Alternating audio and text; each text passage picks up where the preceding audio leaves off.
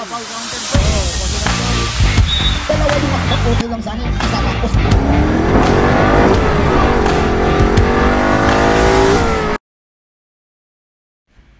Muli na naman po tayong bibiyahe papuntang Baler Aurora. Kahapon ay nagpunta kami sa Dingalan, Aurora. Ngayon, didiretso tayo sa Baler Aurora upang masilayan ang kagandahan ng mga beach nito at ang lugar mismo. Kaya guys, samahan nyo kami sa aming pagbiyahe.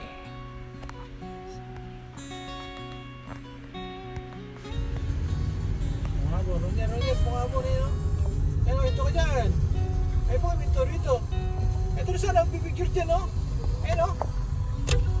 Ay, ito, bungabo. I love bungabo, no? Ayan, ang bungabo. Picturean mo. Bungabon! Onion capital of the Philippines, guys. Ayan, no? Tingnan mo yung arko nila, puro onion. Diba? Ayan, no? Bungabon. I love bungabon. Let's go! Okay. Hindi nakita ng dalawa yung pagkapuran nila. Kung ano yung maganda, hindi nila nakita.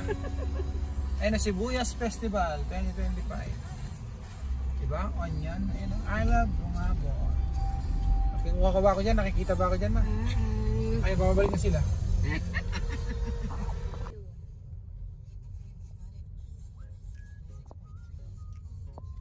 love Labi. Ito yung Labi River. I love Labi. Bakuna mo ko? I love Labi.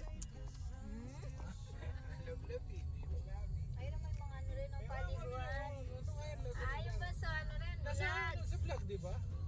Labi River.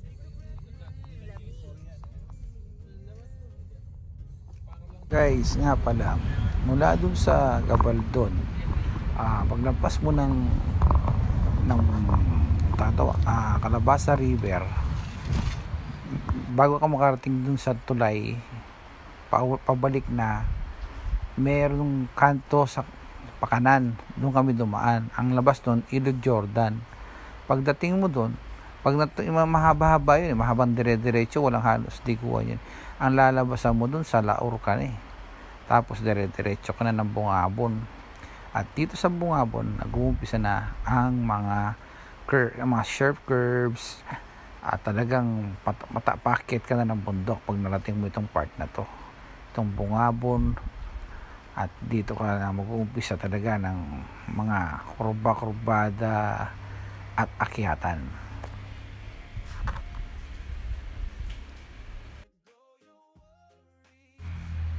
Ito yung daan na ito mga kabiyahe. Pag liko kanina dun sa kanan, tumbok mo tong dire-diretso na to, Ilog Jordan. Tapos lalabas ka, Laur na. O part pa ng Palayan City. O basta alam ko, Laur na to . Kaya dito kami duman guys. Ngayon guys, kung kayo magagaling ng Dingalan, parating ng Gabaldon, tapos yung bagong makarating ng Calabasa River, lampasan mo yung Calabasa River na yun, pero hindi ka nadadaan sa may tulay, liliko ka pa kanan. At yun na nga itong diretso na daan na to. Ang labas nito ay Barangay Ilog Jordan. Pag dire-diretso ka doon, lalabas ka na halos doon sa may Laur na nga o Palayan City pa yun. Yun. Kaya guys, alternate route to para hindi ka na imikot pa. Kung babalik ka pa doon sa may Santa Rosa bypass, dire-diretso ka na nandito. Mas mabilis ang biyahe pag dito ka dumaan sa Ilog Jordan. Kaya guys, kung kayo manggagaling nga kayo uli ng Gabaldon, diretso na kayo dito sa may Ilog Jordan para labas nyo sa kabila na. Kaya yun guys.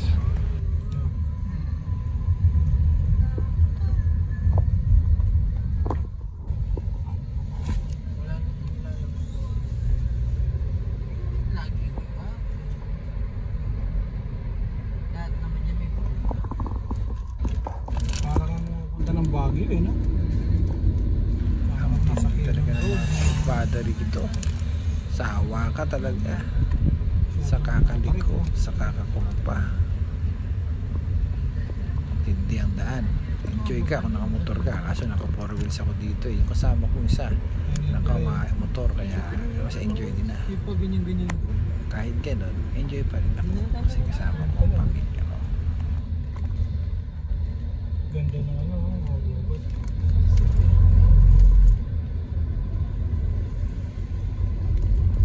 Hoy! Doon tayo sa tulay. Siyempre. Wrong turn yan. Ayun ang malagay. I love Villa. Kapatid niya. Hindi naman na. Yan. May mga ano rin ang kubo.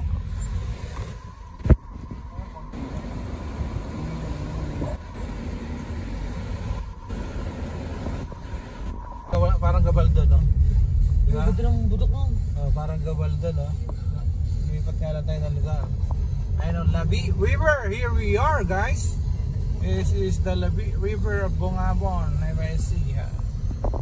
Dami rin mga tent. Ay, madami mga cottage. Kubo-kubo. Walang tubig. Ayun, meron. May part na walang tubig. May part na, ayun, mga lagas-lagas doon. Ayun ang tubig. Ayun, lakas. Lakas ng agos. Ayun. Ayan, oh.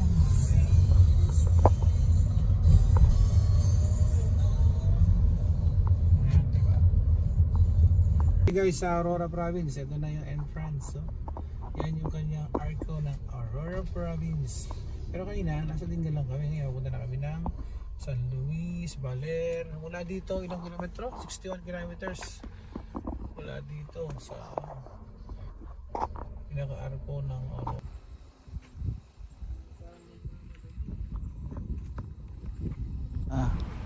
Arko ng Aurora Province, yung Maria Aurora Province. Guys, 61 kilometers yun. Dire-diretso yun, guys. Magsasawa ka sa mga sharp curve at akyatan, puro bundok.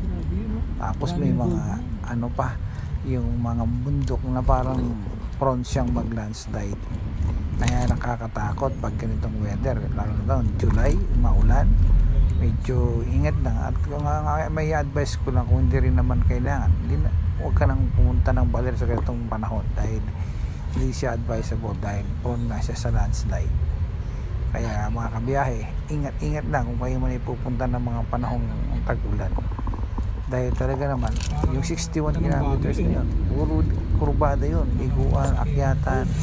Yung mga kasamahan ko nga, halos magsuka na eh. Nagbukas na kami ng bintana kasi pag naka-aircon ka, nahihilo talaga sila. Kaya ang ginawa ko, binuksan namin yung bintana ng sakyan para meron silang sariwang hangin na malanang. Kaya yun, dumating kami sa ano, okay pa naman sila. Pero ang problema, sa dulo, may tinamaan. At yun ang alamin natin.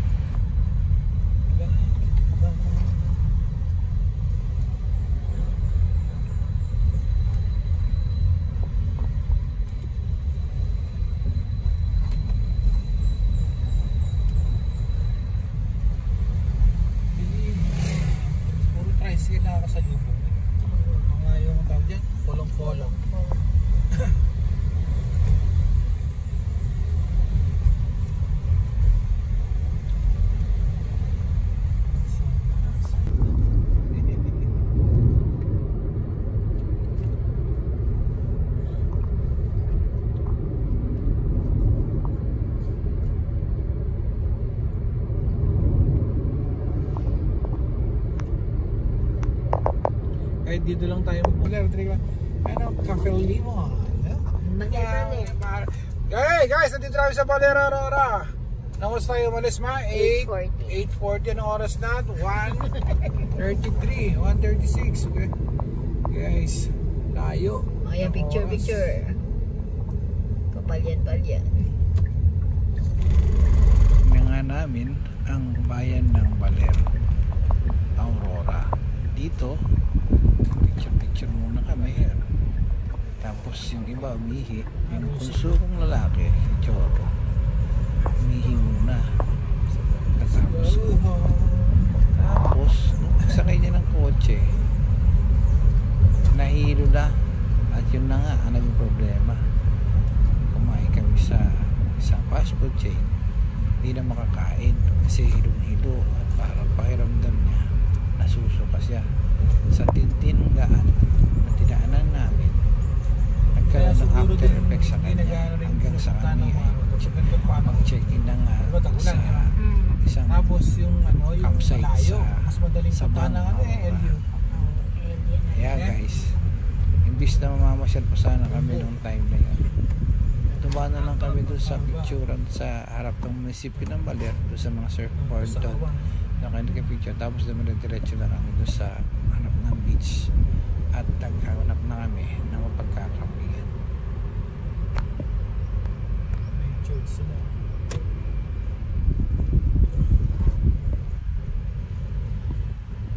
Grabe ang sigsag.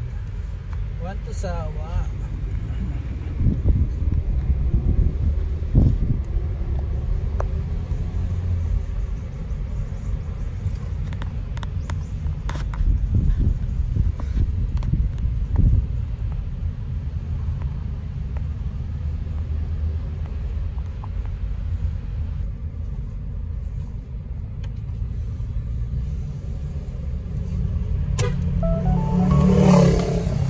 Dito yung part na daan na ginagawa, maraming ganito yung one way, tapos may mga makakasalubong ka na hindi alerto. Kaya ang ginawa namin, bumubusina kami pag one way na, pero meron pa rin isa na truck na nagbusina na yung unahan sa motor, tapos yung ako nagbusina na ako, lakas ng busina, dire-diretso pa rin siya. Kaya guys, ingat kayo kung umibay kayo.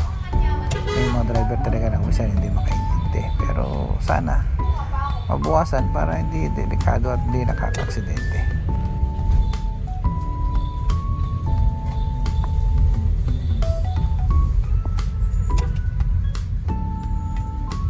Yung mga truck tutulin no? Walang mag-alalay na dire-diretso. Naririnig mo na yun, papasok kayo sana, huwag niya naman ang tinulol. Ito niya kasi single, kala niya. Kala niya walang nakasunod na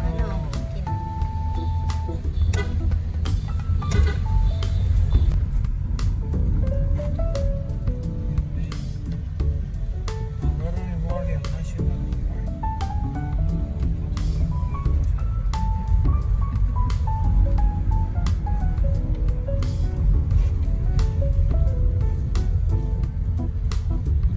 Parang napakalayo dito sa Tinggalan. Pero park pa rin ang Aurora mali. May mali sa kamapan Yung kabila ng Malinis kabundukan. na Yung kabila ng kabundukan na yan. Yung Tinggalan Tinggalan.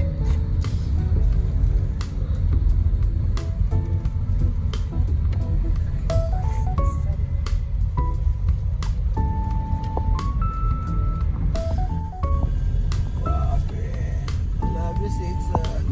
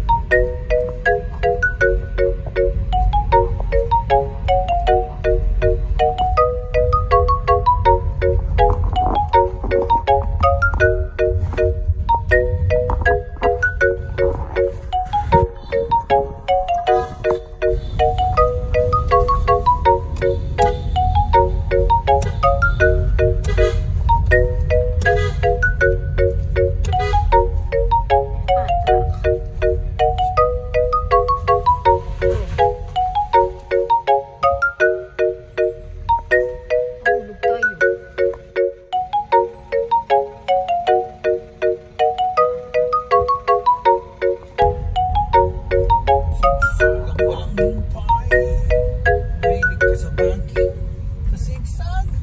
Dito ka pumunta sa Baler, Aurora. Mananawa ka for sure.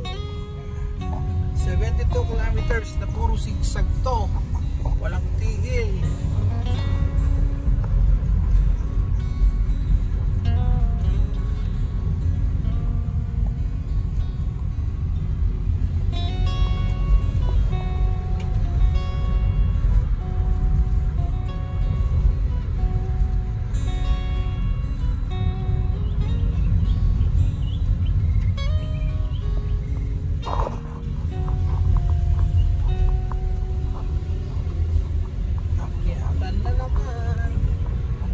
Fell down and broke his back.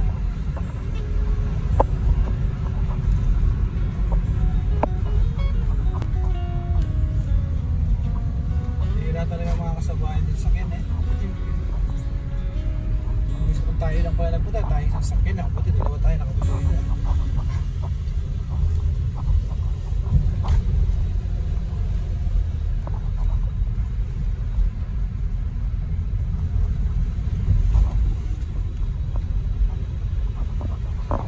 Malayo yan, mahaba. Dito na kami guys sa Baler, Aurora. Nepa. Hindi, kung gusto nila, di, kung hindi maganda, di kayo, kaya nyo eh. Diba? Sa Aurora guys, Baler, Aurora. Ayan. Ano daw?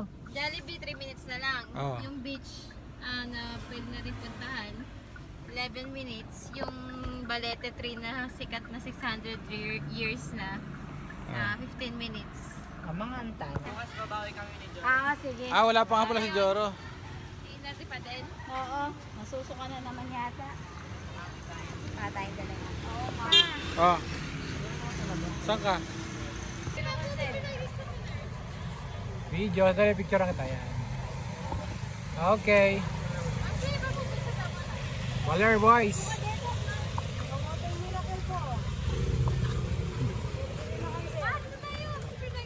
Madali lang, titignan ko lang yung Baler. Sawa ni Sibina, Baler, yan. Dito ka ba? Bibla, nagbablad pa. Okay,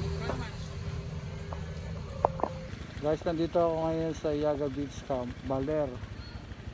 Baler, Aurora. Yan ang surf mga dito. Surf capital ng Pilipinas.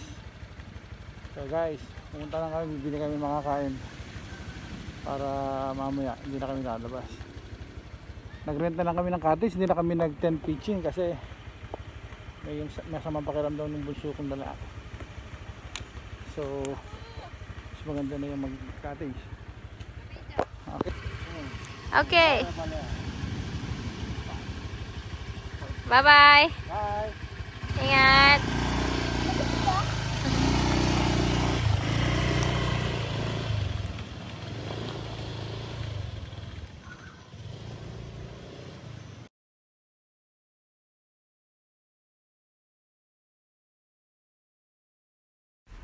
Ito yung beachfront ng Baler. Maraming mga establishmento. Para din siyang Boracay. Ang dating, maraming mga kainan, inuman. Saka may mga tao, marami talagang tao. Kaso, problema lang, itong tayo na pagpunta namin dito, ginagawa pa yung pinakaharap ng beach. Parang nire-renovate nila. Kasi nga panahon ngayon, bihira naman ang mga turista. Kaya sinamantala nila siguro na ngayon asikasuhin para pagdating ng peak season ng beach tapos na. Kaya yan madaming construction na ginagawa. Dito na kami guys sa Sumbayan ng Baler. Bumili kami ng mga kain, yung bangus, barbecue, mangostasi, gano'n. Tapos dito katapat lang kasi yung drugstore. Dito. Kaya dito na kami bumili. Alias surf camp. Bago kami bumalik sa beach. Naglalakad sa dagat ng Baler, Aurora. Nang biglang may dumating na dalawang tao. Yan, no? Yan. Very nice. Doon ka sa may mababasa pa. Ay, makabedyas ka. Wala, wag. Yan. Doon ka na utulad.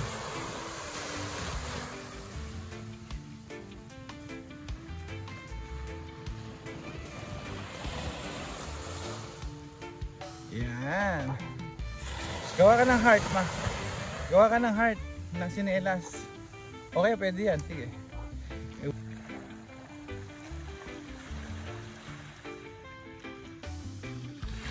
Kinabukasan, maaga kaming gumising ni OBR para magtampisaw sa dagat. Kaso masama yata ang pakiramdam niya, kaya hindi na siya naligo. Ako na lang ang naligo kasi kahapon, dahil nga namalengke kami pagdating namin, hindi rin kami nakapaligo. Ang nangyari, yung mga kasama namin naligo, maliban doon sa dalawa, yung buso ko hindi na nakapaligo kasi hinang-hina na. Kaya guys, ako ngayon sinamantala ko yung umaga, naligo ako. Before 7, naligo na ako sa dagat. Kami ni OBR, nag-enjoy lang.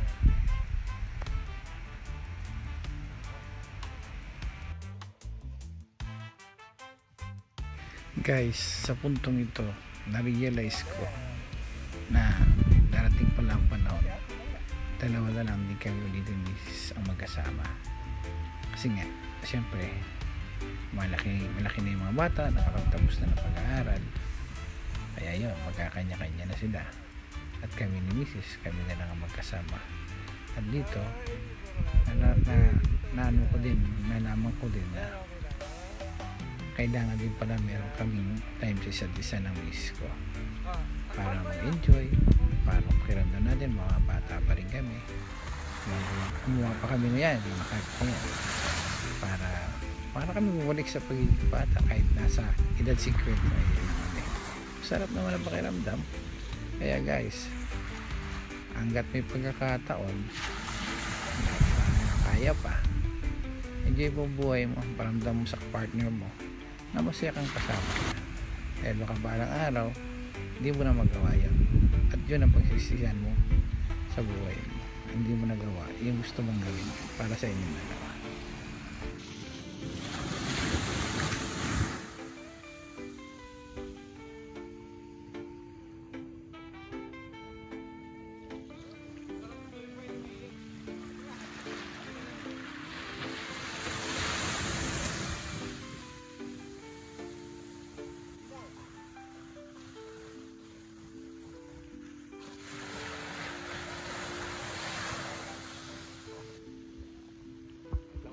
This is Baler Beach. Tayo guys sa Baler. Aga pa. Tayo sa Baler. Tayo. Hapon. Sa ano kami?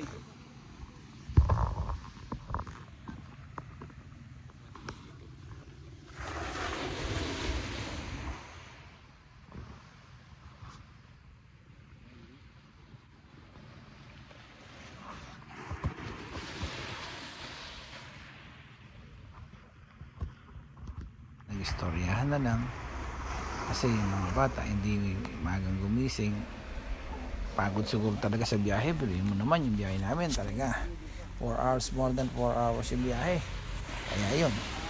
Pero siguro ng after effects sa kanila yung mga kurbada at sa mga akyatan sa bundok, so magod sila, kaya matulog na lang muna. Ano pa lang yan, mga 6:30 siguro ng umaga, before 7 yung namin pagpasyan namin ni sa beach. Ito, na-istoryahan kami, na-enjoy, nagbiro-biroan, picture, video. Masarap pakiramdam, nagkakausap kayo ng asawa mo. Kuminsan talaga kailangan kailang para magkaintindihan, para pag-usapan yung mga bagay-bagay na kuminsan hindi nyo na pag-usapan. Wala kayong time, pero ngayon may time kayo, samantalahin ang pagkakataon. Tapos namin dito, kakain naman. So ang plano, sa lumihan na lang. Kasi namiss namin yung may sabaw. Malamig-lamig ng konti. Kaya hanap kami ng pag-lumihan.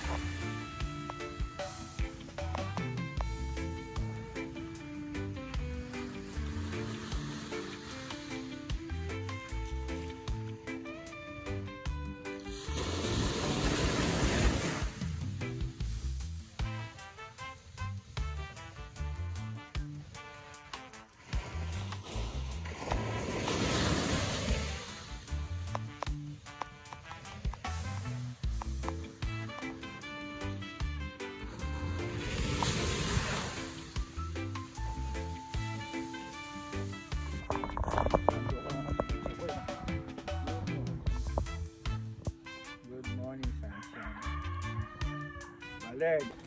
Ayan naman si Agad na naman si Marikoy. Ayun o, spider Ito guys, may nakita akong makabagong paraan ng pag-akyat sa nyug. Ano ng buko? Yan. Yung mga nakikita ko kasi dati, yung bang iniitak yung puno ng nyug, ginagawan para hagdanan.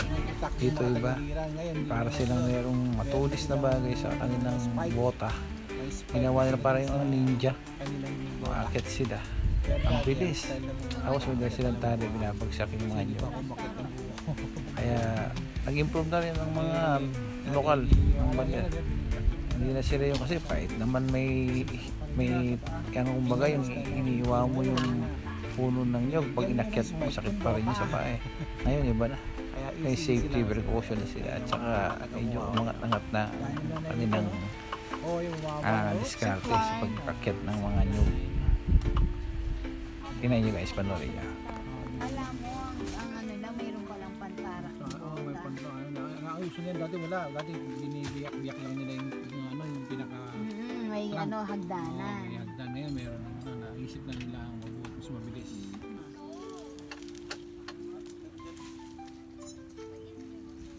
Ayan, umakit yung isa. Umakit na. Ayan, siya umakyat na rin. Nagsabay na sila.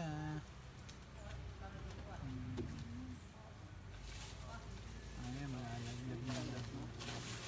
Nawalo, sweet. Ayan. Uy, yung buko isa. Isa. Doon ako yung isa.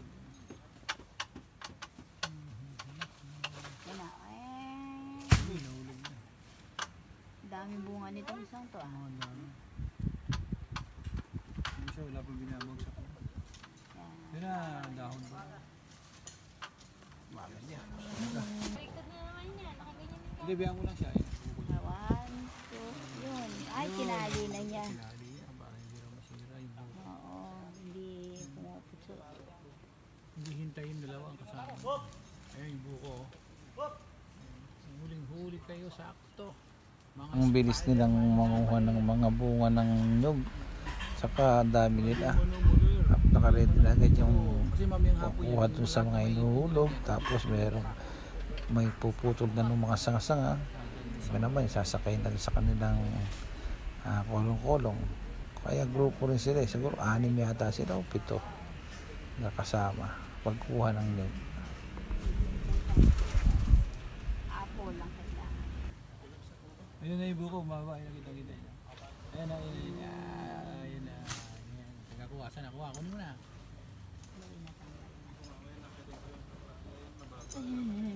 Mag-awness ka. Galon, katas. Sapatos ko. Guys, ito, pag kumukuha ng buko, nagre-ready yung mama. Ayan, nire-ready niya yung kanyang tawag dyan, ninja boots. Para pag akyat niya, dire-diretso yan. Nag-vlog kang pang ano. Ito, dito sa probinsya, ganyan pag akyat. Ayan, nakaready yung tala. Ayan, ayan, nakaready na siya.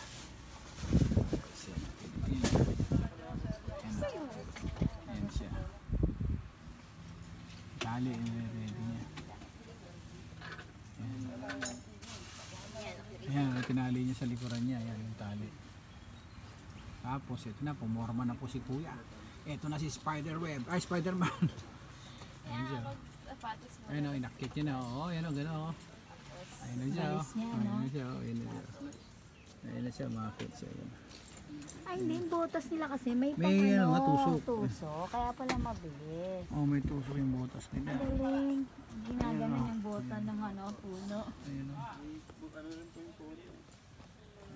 Kaya marami na sugat yan, no? Ang buko, kukuha niyo yung buko. Ayun. Double check. Galing na kami guys sa beach. Yan. Magsabay kami campers. Yan. Pero kami kasi nag-cottage na kami.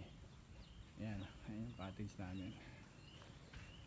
Kubo house. May pa-electric pa na dalawa. Ano lang siya? 1,800 a night.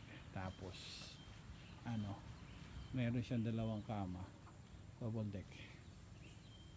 pangdalawahan yung sa ano, pwede na pangdalawahan sa taas, pangdalawahan din sa ibaba. Tapos may ganyan, may electric pan na dalawang pinaram. Yan. Padala mo naman pala eh. Alin ma? Ay, Nasa gamit mo eh. itabi mo nga doon sa ano, sa skin. Full charge pa yan siguro. Hindi mo, battery naman nag-charge ko. Ibig sabihin, naka-open siya. 39 yan. Tapos meron pa. Good morning, Chicken Joy. Paalis na kami dito guys, tapos na kami maligo at yung mga bata naka-ready na rin. So diretso kami ngayon sa hanging bridge. Agad kami ng hanging bridge. Yan.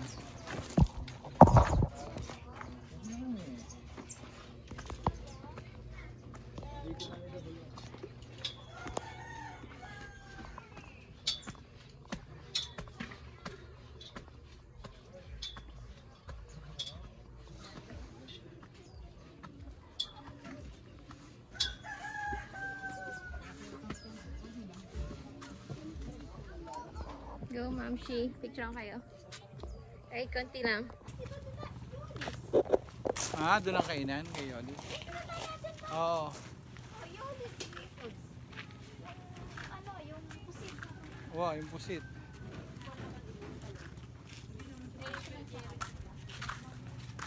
Patayin ko na lang po si Sige. Okay na. Sabihin na right time mo. Bigyan na lang po ni Ate Yan. Sige. Bert. Wala ka, Bert. Morning po. Ano lang po kami.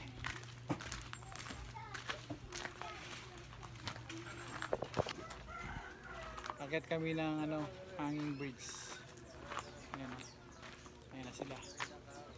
Akit na kami. Dito namin sa Baler. Dito katabi pala ng mga souvenir items. Ayan. Baler.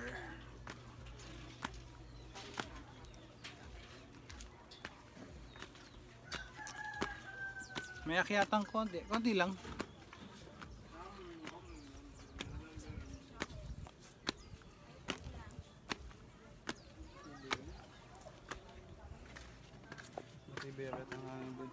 Tiba ito?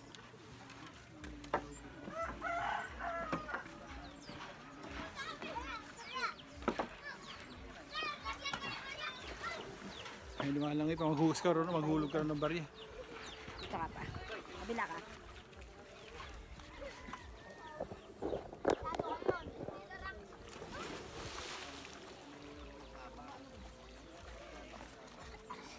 Baikat. Kayo naman. Ay, patalikod pa. Picture pa. Ay, kayo. Kailangan pa kayong barya dyan? Sayang oh. Bakit?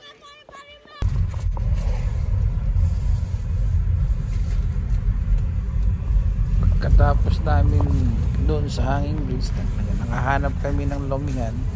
Kumain lang kami ng almusal at ito na, diretso na kami biyahe pabalik ng mga Pampanga.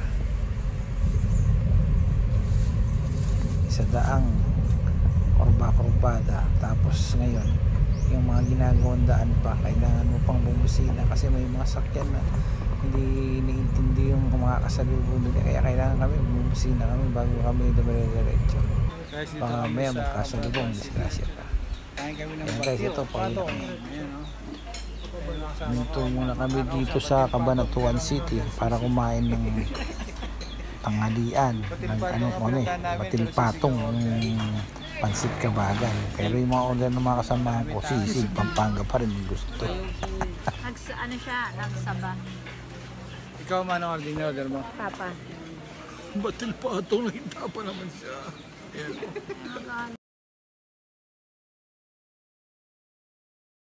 Tapos namin mananghalian, yung bunso kong lalaki na hilong-hilo at nagsuka-suka pa, nag-request na bumili kami ng halo-halo doon sa Benz pa yon, sa may bandang Cabanatuan town proper. Kaya hinahanap pa namin, pero hindi rin naman siya nakakain at hindi rin nakababa ng sakyan dahil yung hilong-hilo talaga.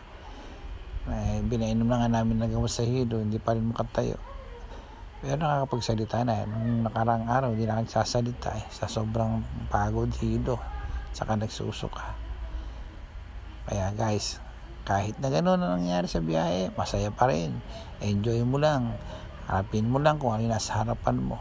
At siguraduhin mong ititreat mo yung mga bagay na pagdadaanan mo ng positive. Kumbaga, okay lang yan, lilipas din yan.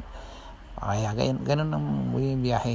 Pag may mga pangyayari hindi mo inaasahan, imbis na tratuhin mong negative, gawin mo siyang positive, gawin mo masaya para mag-enjoy ka at hindi masira ang biyahe. Kaya guys, see you sa susunod nating biyahe. Guys, sa pagbiyahe, lagi niyong tatandaan, mas piliin niyong maging masaya kaysa mag-isip ng problema. Kaya ka bumibiyahe para mag-enjoy, hindi para mag-isip ng problema. Kaya, enjoy natin to. Ganun lang guys.